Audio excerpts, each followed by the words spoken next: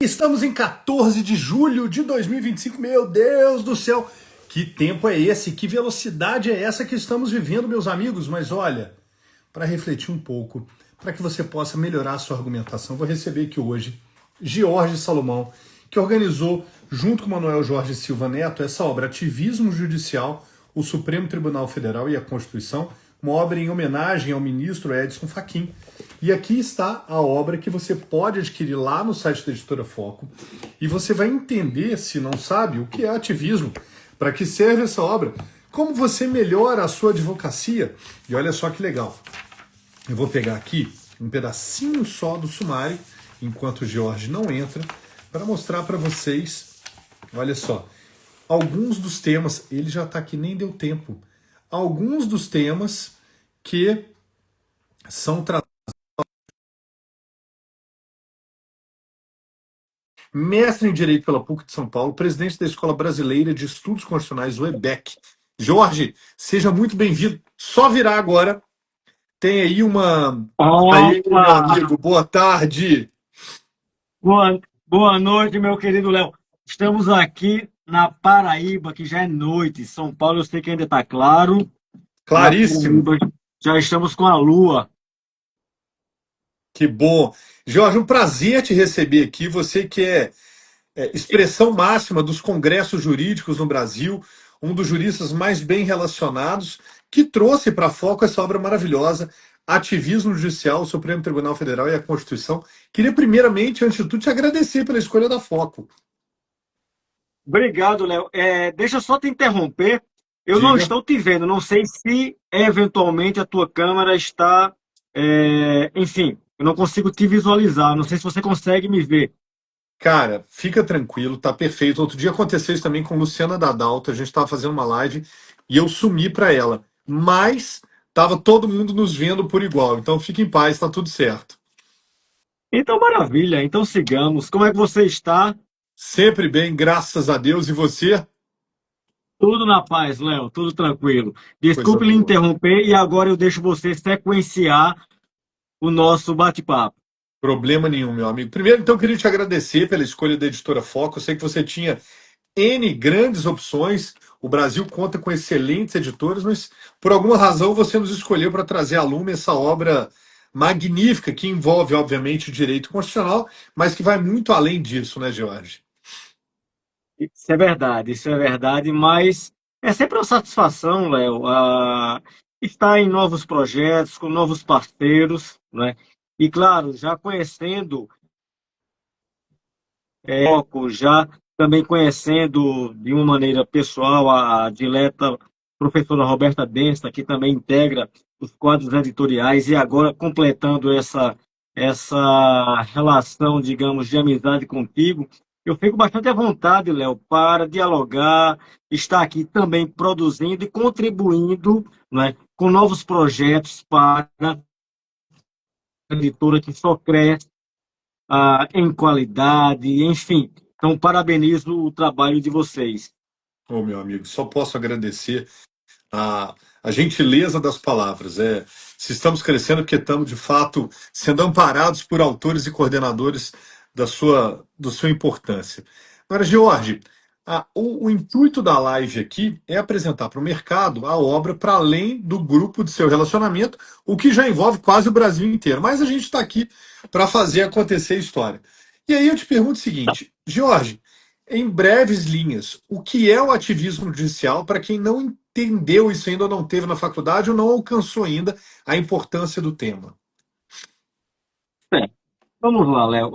Inicialmente, eu poderia dizer para você que o termo ativismo judicial, né, ele é um termo que, similar a direitos jurídicos, comporta uma pluralidade de significados, né? Ótimo. Então, se vocês, na nossa obra, claro, sobre ativismo judicial, o objeto da nossa obra é ativismo judicial, e, na verdade, nós temos uma reunião, né, de colaboradores, de doutrinadores, todos se debruçando sobre ativismo judicial, vocês vão encontrar exatamente uma pluralidade significativa, uma pluralidade conceitual, né?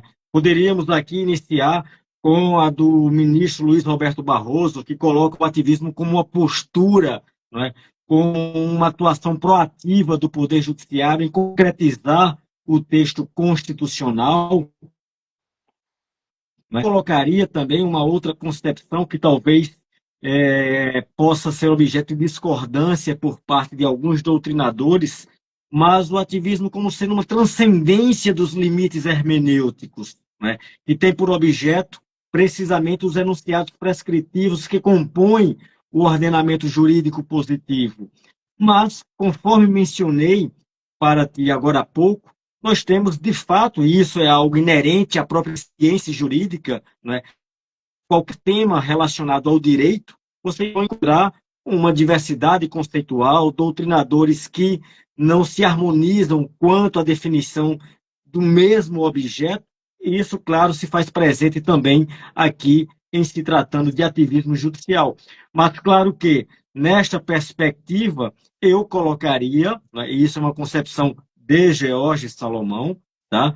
O ativismo como sendo uma transcendência dos limites interpretativos por parte daqueles aos quais incumbe a aplicação do direito positivo, tá? Mas deixo aqui consignado que se trata de uma concepção doutrinária nossa, mas que vocês podem encontrar no âmbito da ciência jurídica brasileira uma pleiade de definições. Mas creio que aqui para essa nossa conversa inicial já é suficiente. Jorge, isso quase esbarra num termo de processo civil, né? Quando o juiz fala mais do que se pede, existe ali uma terminologia, mas não é bem essa a interpretação que queremos dar, né?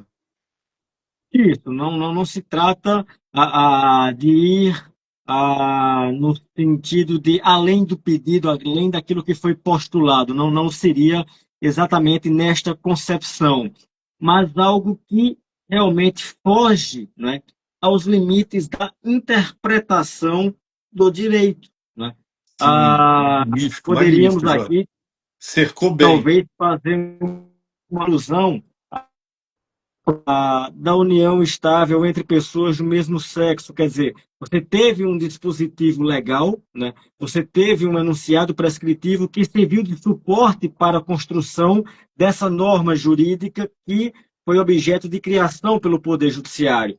A questão é, esse ponto de partida que serviu, né, de base para a construção desse entendimento, ele, de fato, teve a sua observância quanto aos limites da interpretação, ou será que a interpretação foi mais além, né?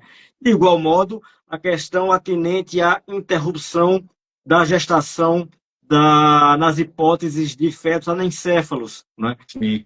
Quer dizer, que se afastou a questão da ilicitude no que toca à prática do aborto. Será que também isso não seria um objeto de transcendência dos limites interpretativos?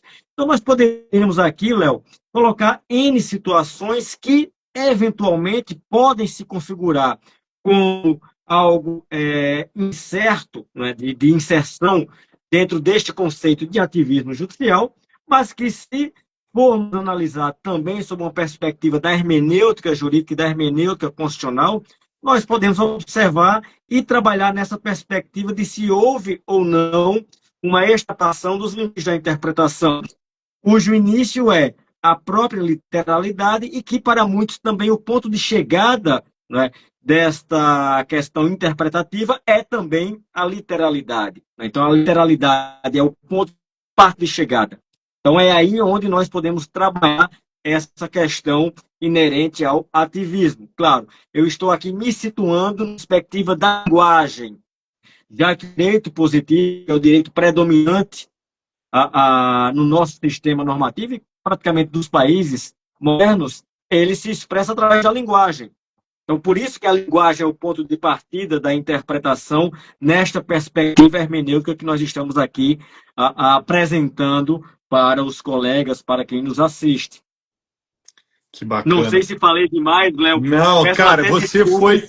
você foi preciso e maravilhoso e já pontuou o livro onde ele precisava estar. Então, Jorge, a partir dessa definição, o espectro de temas que cabem dentro de uma obra como essa É o mais amplo possível, né? Isso, é o mais amplo possível. Por essa razão que, quando se fala em ativismo, muitos pretendem situá-lo, digamos assim, mais no âmbito do direito constitucional, mais no âmbito, talvez, da teoria do direito, mas, na verdade, nós estamos falando de, primeiro, de conduta ou de postura para alguns, né? Como eu citei aqui já no início, para outros também, a questão atinente ao ativismo está inserido, está incerto nesta perspectiva, nesse contexto da hermenêutica jurídica e da hermenêutica constitucional. E, claro, Sim. se estamos a tratar de uma questão atinente à hermenêutica, claro que isso é algo atinente a todo o direito, não é? Independentemente do ramo ao qual nós estejamos a tratar uma determinada questão, se o direito penal, se o direito civil. E por que estamos a colocar isso, Léo? É porque nós estamos partindo de uma concepção de direito enquanto direito positivo e que este se manifesta através da linguagem. Logo, se a linguagem se constitui no objeto de interpretação, no ponto de partida da interpretação do direito, é claro que o direito positivo como um todo, ele vai, claro, se externalizar, se externar através da linguagem, o que significa dizer o direito ambiental, o direito constitucional, todos eles se expressam através da linguagem. Consequentemente, se eu ultrapasso, né, esses limites interpretativos que é a própria linguagem, Que é a eu própria posso linguagem. desaguar nesta ideia que nós estamos a tratar de ativismo. Então, o ativismo não é algo que se situa tão somente no direito constitucional, mas está presente no direito civil, no direito tributário, enfim, né, nos diversos ramos do direito, né, criança e adolescente.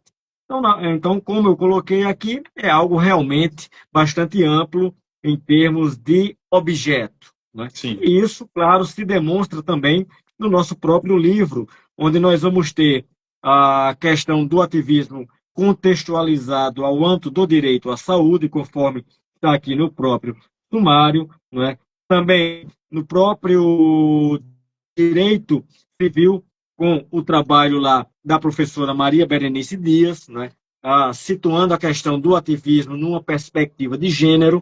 Então, percebam vocês que nós temos um eixo central, né, ativismo, mas que ele se desdobra ou ele pode ser compreendido através dos diversos ramos do direito. Então, se você é um acadêmico que se volta para compreender o direito civil, se você é um acadêmico que se volta para compreender o direito penal, isso não obsta que você não possa discorrer sobre ativismo. Claro que pode, é Exatamente. evidente que pode, não é? Porque Deve, né? estamos a tratar de postura judicial. E o Exato. judiciário lida com tudo. Né? Mais uma vez, Léo, me desculpe alongar. Nada disso, Jorge. Jorge, o livro conta com 25 artigos, do qual um deles é o seu, falando justamente de ativismo judicial, que dá uma belíssima interpretação, mas ele abre com um artigo do professor, do ministro Gilmar Ferreira Mendes, falando do papel do Supremo Tribunal Federal nos litígios estruturais, uma análise contemporânea. Mas muito mais do que isso, como foi selecionar cada um desses autores pensados a dedo dentro desse universo de juristas ultra capazes que o Brasil tem? Vamos lá, Léo. Primeiro, um registro aqui, claro. Esse livro, ele em homenagem ao ministro Edson Fachin, né? Sim, Para quem nos assiste aqui e praticamente pegou o nosso diálogo já caminhando, né? Nós temos uma obra sobre ativismo, cujo subtítulo é O Supremo Tribunal Federal e a Constituição.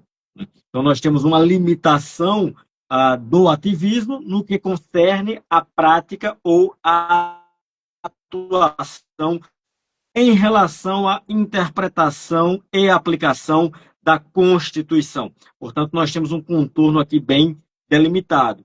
E, evidentemente, que esse trabalho ele se volta para render a homenagem a um dos grandes juristas do nosso país, que hoje compõe a nossa Suprema Corte, que é o ministro Luiz Edson Fachin.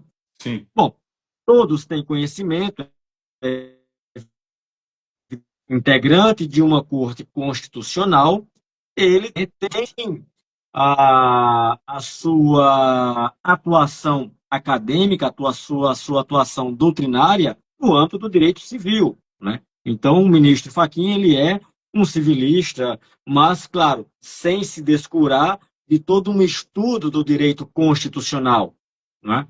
E isso é uma dos grandes méritos também do ministro Fachin, que é sempre trabalhar o direito civil a partir da Constituição, né? A partir dos princípios e dos vetores constitucionais. Então, veja você que, homenageando, tributando essa homenagem ao ministro Fachin, nós buscamos elencar, né, e convidar uma série de doutrinadores dos mais diversos ramos do direito, não só pensadores, não só acadêmicos, cujo objeto de mas diversos outros ramos do direito, conforme mencionei aqui a professora Maria Berenice Dias, que é uma grande civilista, né? Dentre tantos outros que podemos aqui elencar, o próprio professor Timothy Aragon, também que trabalha bastante com relação à criança e adolescente, enfim, além de vários outros doutrinadores. Então, o elemento comum entre todos eles é a temática ativismo judicial, né? Mas cada qual trabalhando, cada nas suas respectivas áreas de conhecimento. E, claro, o ministro Gilmar Mendes, ele sempre atencioso conosco, ele fez também o prefácio da obra, né? Além, claro, também de contribuir com um artigo de sua autoria, né? Portanto, vejam vocês como a obra ela é robusta, né? Nós temos um integrante do Supremo Tribunal Federal refletindo sobre a própria atuação da Corte no que toca a questões inerentes ao ativismo judicial, contextualizado no âmbito do processo estrutural, né, que foi basicamente o texto do ministro Gilmar. Portanto, é uma obra bastante ampla, né, no que diz respeito ao seu objeto em relação aos horizontes que ela efetivamente pode irradiar, né? E daí eu recomendo a leitura, Léo, para que Muito bom. possa constatar o que estamos aqui dialogando.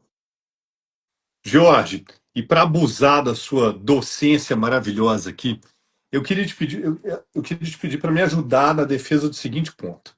Eu tenho dito, e sou colunista da Pearson Higher Education para falar isso, que o posicionamento do bom advogado, do bom executor do direito, se é que a gente pode chamar assim, ele depende muito mais de uma articulação principiológica, fundamentalista do próprio advogado do que do uso da inteligência artificial.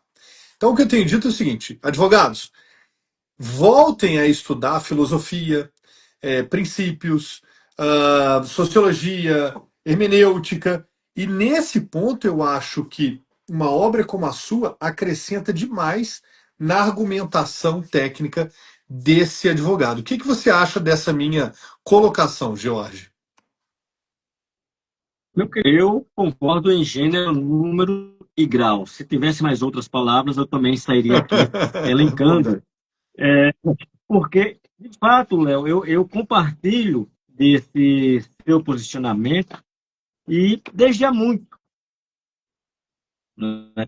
Desde as aulas na graduação, na pós-graduação, enfim, não há como prescindirmos do estudo do direito constitucional, não podemos deixar de lado o estudo da Constituição, né? Não podemos prescindir da compreensão da ciência do direito constitucional, independentemente do ramo do direito que nós estejamos a atuar. E Perfeito. independentemente de nós sermos advogados, magistrados, membros do Ministério Público, enfim, a doutrina ela tem uma função relevante. né? Muito relevante. Nós não podemos prescindir da doutrina. Se nós abrirmos, se nós baixarmos uma decisão judicial agora, seja do Supremo, do STJ, de um juiz de primeira instância, não raro nós vamos encontrar, dentro da decisão judicial, alguma referência doutrinária. Não raro nós encontrar essa referência da doutrina como uma forma até de legitimar a interpretação que nós estamos depositando nesta decisão ou neste artigo, enfim, sempre a doutrina ela vai exercer, e aqui eu utilizo até o posicionamento do professor Técio Sampaio Ferraz Júnior, que faz alusão, que alude a uma função social da hermenêutica, né, da doutrina, da ciência jurídica, que é exatamente essa, de servir de suporte, né, hermenêutico para os operadores do direito quando eles se deparam com casos concretos que requerem solução jurídica. E é aí que entra o papel relevante da doutrina, né, dos doutrinadores que estudaram bastante aquele tema e que podem oferecer um auxílio para aquele prático que está lá, para aquele advogado que está lá com uma questão para que ele provoque o Poder Judiciário em busca de uma solução para a resolução dos problemas do seu cliente. O juiz que se depara com né, e que pode e deve se socorrer da doutrina para proferir uma decisão que seja juridicamente justa, né, que seja juridicamente adequada. Então, a doutrina ela exerce uma função extraordinária, né, no que toca ao direito. Né?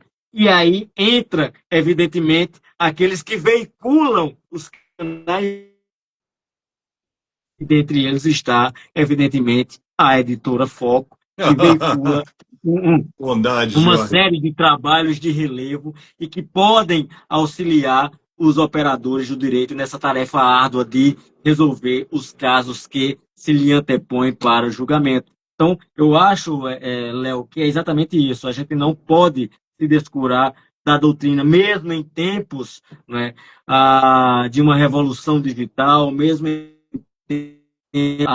de inúmeras formas de inteligência artificial que podem também socorrer, prestar um grande auxílio, né, ao operador do direito, mas se nós atuamos de forma séria, né, com propósito sério, que é o que nós sempre estamos mantendo, a doutrina sempre vai estar lá existindo, as editoras sempre vão estar lá publicando trabalhos de relevo com esse propósito de servir a todos os operadores do direito e à comunidade como uma forma geral. Puxa, cara, que legal. Jorge, maravilha, não podia esperar menos do que isso, foi brilhante, foi magnífico, e eu tenho certeza que a obra ganha vulto agora, chegando a mercados que, eventualmente, o que eu duvido muito, não tenham chegado com a sua apresentação da obra para o mercado. Só posso agradecer a sua participação aqui, as palavras de encerramento são suas. Eu nem falar, Léo, eu quero aqui, vamos, né, Boa. colocar o nosso livrinho aqui, Ativismo Judicial, estudos em homenagem ao ministro Edson Fachin, publicado pela editora Foco. E, claro, eu cometi uma gafe aqui, não uma gafe proposital, mas até em virtude do nosso diálogo, não poderia deixar de agradecer ao coordenador, professor Manuel Jorge Silva Neto, que também, ao meu lado, coordenou esse projeto, né, Ativismo Judicial, Supremo Tribunal Federal, Constituição, e, evidentemente, a todos os colaboradores deste projeto. Registro aqui os meus agradecimentos. E, mais uma vez, externar essa satisfação, esse grato recebimento, essa grata recepção por parte da editora Foco ao trabalho que propusemos a apreciação e que foi muito bem acolhido por todos vocês. Deixo aqui o meu abraço, sempre cada um de vocês, para, eventualmente, continuarmos dialogando sobre ativismo judicial ou sobre algum outro tema inerente ao direito constitucional. Muito obrigado, Léo. Muito obrigado, editora Foco. E devolvo a palavra ao nosso grande Léo. Ô, Jorge, muito gentis as suas palavras, eu só posso agradecer a você, ao professor Manuel Jorge Silva Neto também pela coordenação, e, claro, a todos os autores e autoras que fizeram dessa obra uma referência do ano de 2025. Então, desejando que outras edições surjam, que outros temas venham a brilhantar o nosso catálogo, eu agradeço a você e me despeço de todos que carinhosamente nos acompanharam aqui, seja ao vivo, em reprise, pelo Spotify, o YouTube, não interessa. O importante é buscar conhecimento. Então, a todos que estiveram aqui conosco, nosso abraço, fiquem com Deus e com saúde, e até o próximo. Valeu, George! Obrigado, pessoal, e um bom final de dia. Valeu!